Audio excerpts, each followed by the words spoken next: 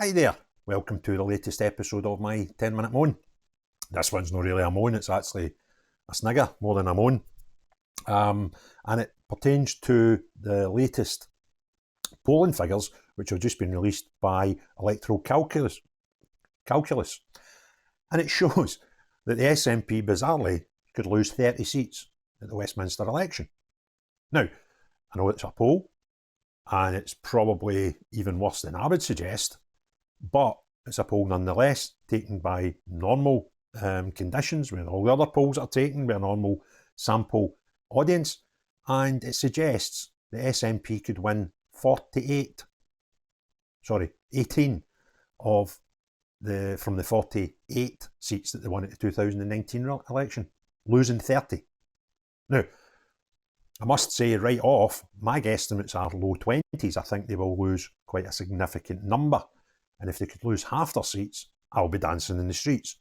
But to suggest there's a poll anywhere that could get them down to 18 seats has got to be an eye-opener for not only the SNP, but their supporters. And this follows yesterday's video where I was telling everyone about the £5 million a year and rising that the SNP government spend on PR spin doctors. £4 million to support the government, and another £1 million a year purely to support the cabinet with spin doctors and PR people, press agents and all that carry on. Now, when you bear in mind that they've got all that spend and their figures are still looking like that on a poll, now granted this is a poll, okay, but some polls have got to be accurate, and if you see a decline in polls, it would certainly suggest you'd expect a decline at the election days. Now, some of the things that they suggest in this, now I got this story from Microsoft's MSN site, their their news website, and it seems to be an article that they've picked up from the Express. And it says, humiliation for SNP as poll predicts heavyweights to lose jobs in 30-seat election loss. And when you get down and read some of the names that are potentially going to lose their seats, like Kenny McCaskill, David Linden, the SNP spokesperson for Justice, the Chief Whip, Owen Thompson. It's frightening for them. It also suggests that Tommy Sheppard, he had a £10,000 majority in 2019, a 10,417 majority in 2019, is also in danger. It goes on to describe that even people with 30% leads could be in danger of losing their seats. That's got to shock them. And if you factor in that they're spending £5 million just now trying to get a good spin, how much will they need to spend to actually get back in an even keel? The stories and the news from the SNP since the day Nicola Sturgeon got arrested and her tent put up has just been one bad news after another, even a wee bit before that when, our man and the allegations of the missing £600,000 came to light, right up to recently with the Humza's misuse of funds to the UNRWA for Gaza. These stories are non-stop, and is it any wonder that that's affecting the public's thoughts on them? And as I keep saying, voters for SNP fall into three categories. There's ones who will just vote for them regardless of what they say. They don't care. They just say, we want independence. And SNP could shite their tea and sell them it back as hot chocolate and they'd be quite happy. You've got them. You've got folk like me who would never vote for them, and you get folk in the middle that may or may not vote for them. And that's the people that will be the excuse me, and that's the people who will dictate this election. And these people are more open-minded than any of the other two groups of people. So when stories like this come out and information like this comes out, is it any wonder that when people are asked today how their voting intentions are, they're not answering SNP? And I think it's fair to say that if the election's called today, Labour win, it looks as if, despite Humza's pleas for everybody to vote SNP to rid the Scotland of Tories, they're nowhere near it. They're not that stupid. They understand that if you want rid of Tories nationally, i.e. the UK, then Labour have to win the general election. And that seems to me that his plan's backfiring. And people are going, okay, so let's get rid of Tories, but we do that by voting Labour. And there are some Tory seats on this poll that are looking as if they'll have swings from SNP to them. So it ain't working, and I wish they would just call an election today and get rid of parties right out of Westminster. Now, I'm not going to put my hat on, on this poll being 100% accurate and the SNP only getting 18 of the 48 seats. I would love it to be so.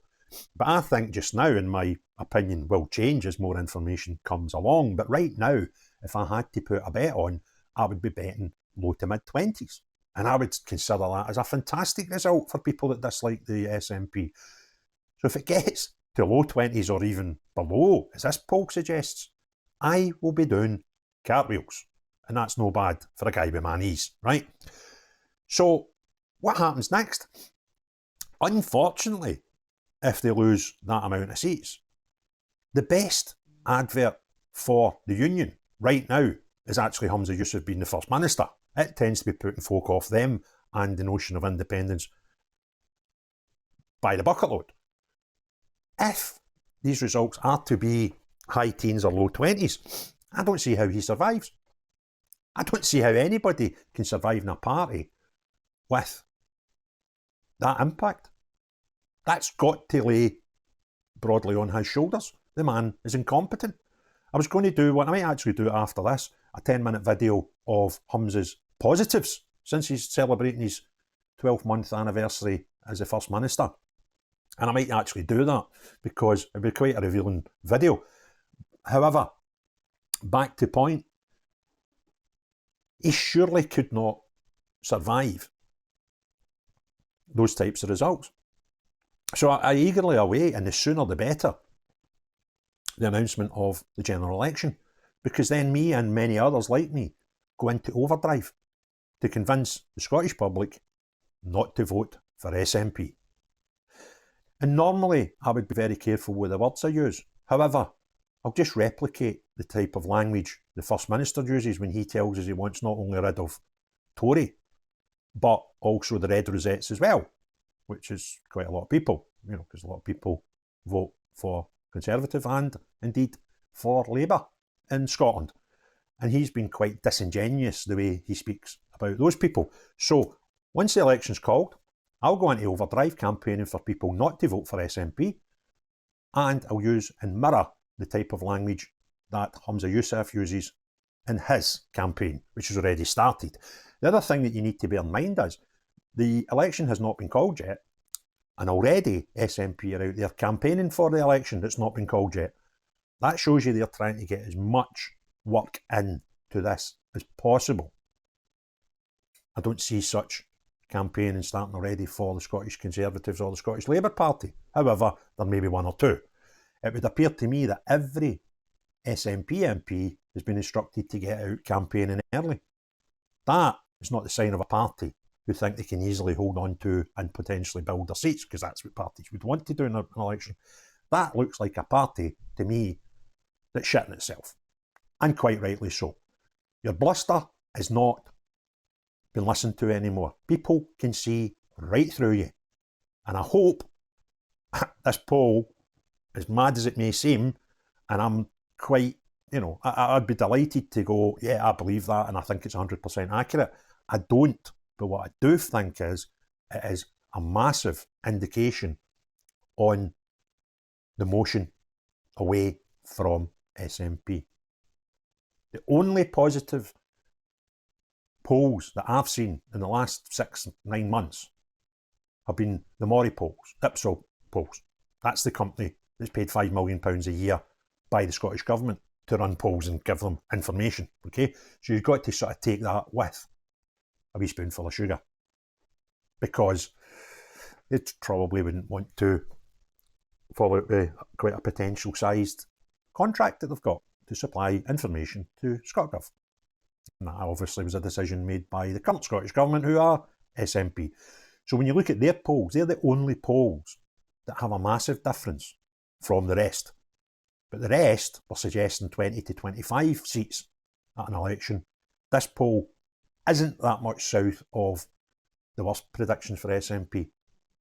So they might be right. But again, let's not get complacent, because the election may have to be put off until November, which is what, 6 months away? More than that? And anything can happen. But the direction of travel right now has got to be scary for Humza. And I would suggest, if it was a Scottish election that we were about to hold in the next sort of 5 to 6 months, they would probably need to change their leader now. Because you couldn't go into a Scottish election with the potential of losing that many seats with your current leader. And unfortunately, if they do change their leader, it won't be the end of the union, right? But unionists would prefer Humza to stay in power, because he's the best advert to not have an independent Scotland, and he's the best advert for people not to vote for SNP. And I believe the biggest factor in all these polls that show a sharp decline of support for SNP lie barely in the doorstep of Humza Yousaf, because I have never seen such a decisive character in my life. I have a severe distrust for his predecessor, but she, although was decisive, Humza is at a totally new level. He's writing a new rule book on decisive politics. But they will probably not want to believe that, and hopefully not want to act on that, because I would love the SNP to carry on the exact way they are just now, all the way to the next Scottish elections, and we can get rid of them as the most seats in 2 parliaments. Because I don't believe after general election they have any chance of having the majority of seats, Scottish seats at Westminster. And if the Scottish election was not 2 years away, I would be saying the same with the same confidence for that. However, there you go. 10-minute rant over. If you enjoyed it, give me a thumbs up. If you've not subscribed already, please do so. Put some comments in the chat. I always love the feedback. Most importantly of all, unless you're Humza Yousaf, the cult, or any SNP parliamentarian, have a great day. Cheery bye now.